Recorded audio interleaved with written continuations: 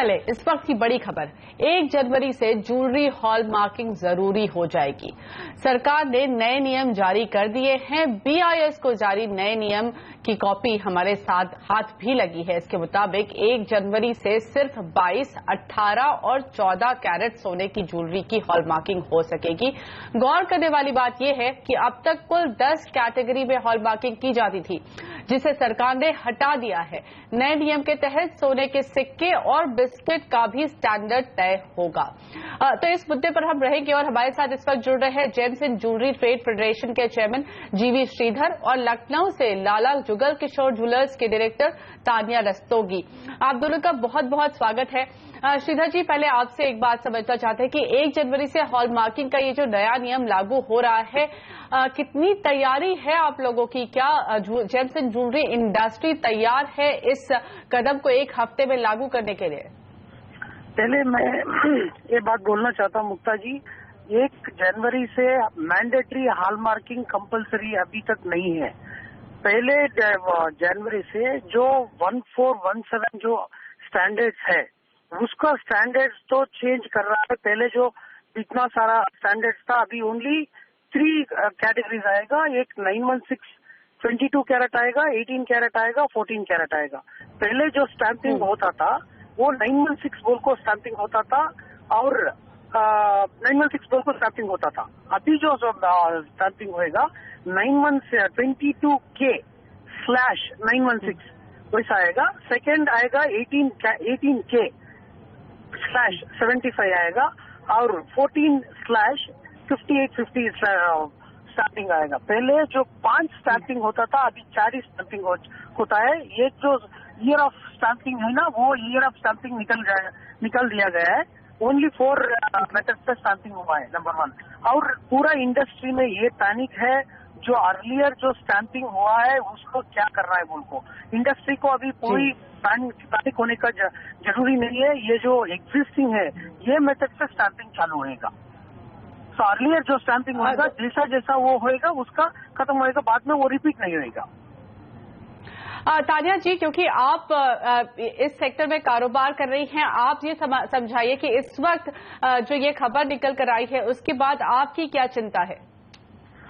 देखिए, जैसे श्रीधर जी ने कहा मुक्ता जी कि चिंता इसी चीज की है कि जो एग्जिस्टिंग प्रोडक्ट है, and we have to understand, one has to understand कि it's not a small inventory. ये ज्वेलरी इन्वेंट्री बहुत कोई भी स्टोर में ह्यूज होती है। ऑलरेडी ये हमारा पूरा साल बिजनेस वाइज 40 दिन का बंदी रहा, फिर उसके बाद ये demonetisation, business has been lacking and we all want to consolidate it. The whole structure of hallmarking is amazingly good, and also 2000 से ये गाइडलाइंस छोड़ी गई हुई थी। इसको काफी ज्यादा लागू होता है। मोर एंड मोर अगर आप देखिएगा तो ज्यादातर jewellers have already been dealing in the hallmark product. But the problem is, as he said, कि अभी जो नया हॉलमार्किंग का गाइडलाइन है, इतना सारा प्रोडक्ट इतनी जल्दी पे कैसे होएगा, and no matter what the association says, the fact remains कि उसके लिए infrastructure ready government के पास नहीं है।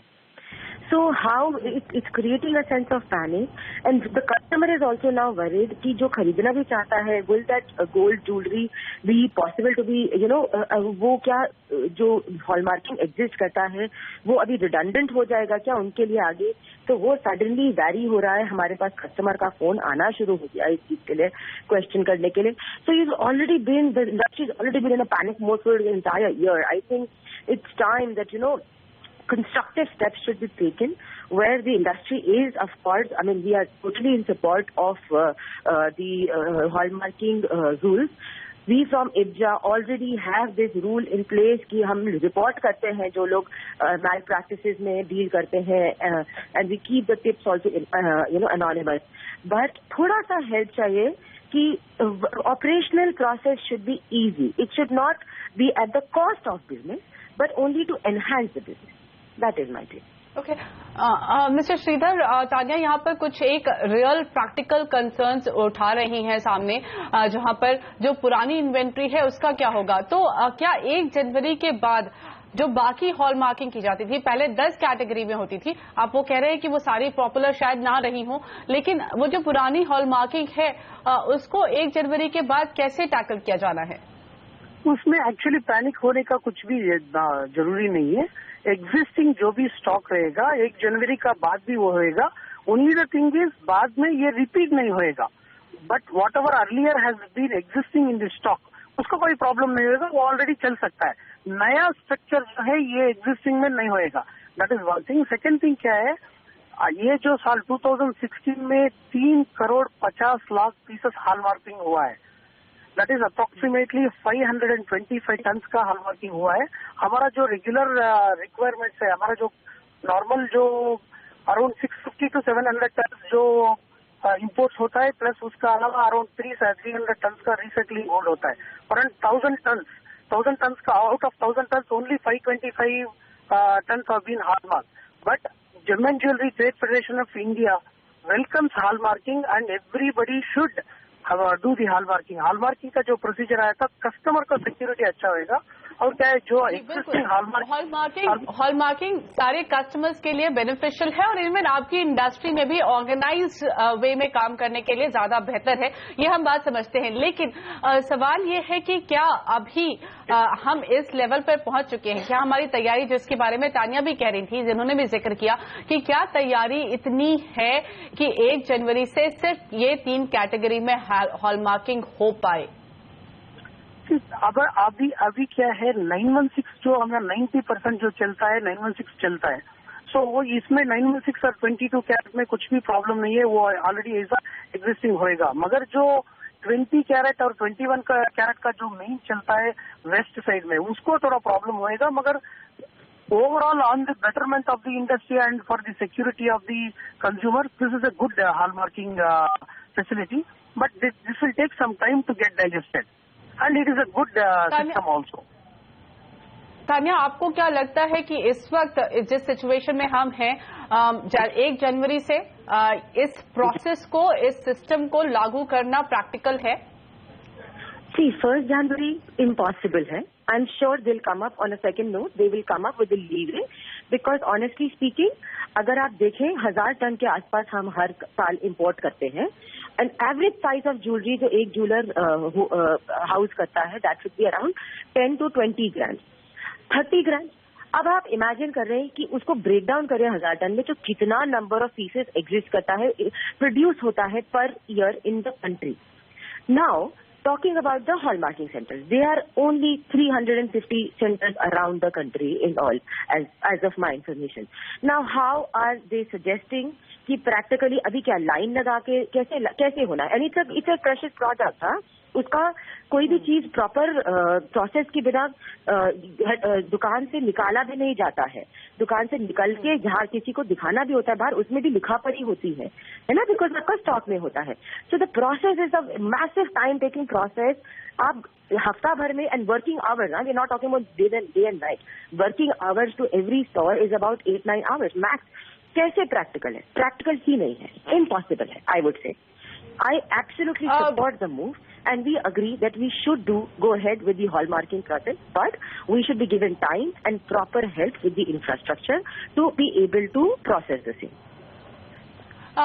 Mr. Sridhar, तानिया कह रही है कि ये 1 जनवरी से लागू करना इम्प्रैक्टिकल है, बिल्कुल पॉसिबल नहीं है। क्या आपको लगता है आपके फेडरेशन को वापस से सरकार से बात करने की जरूरत है कि शायद थोड़ा समय और चाहिए? आप इसको सपोर्ट कर रहे हैं, इस कदम के साथ है, लेकिन शायद थोड़ा वक्त और चाहिए आपको। I agree with Tanya, but what I am trying to tell is there is some confusion here. What I am able to understand here is you should not and you need not and the industry need not panic about the existing stock. Very clear. Whatever the existing stock है, उसका रीहार्मार्किंग करने का जरूरी नहीं है। 1 जनवरी का बाद जो भी प्रोडक्ट्स आएगा, जो भी ज्वेलरी आएगा, उसको हॉलमार्किंग करना जरूरी है। मगर ये 1417 नया 2017 का कैटेगरी में करने का जरूरी है।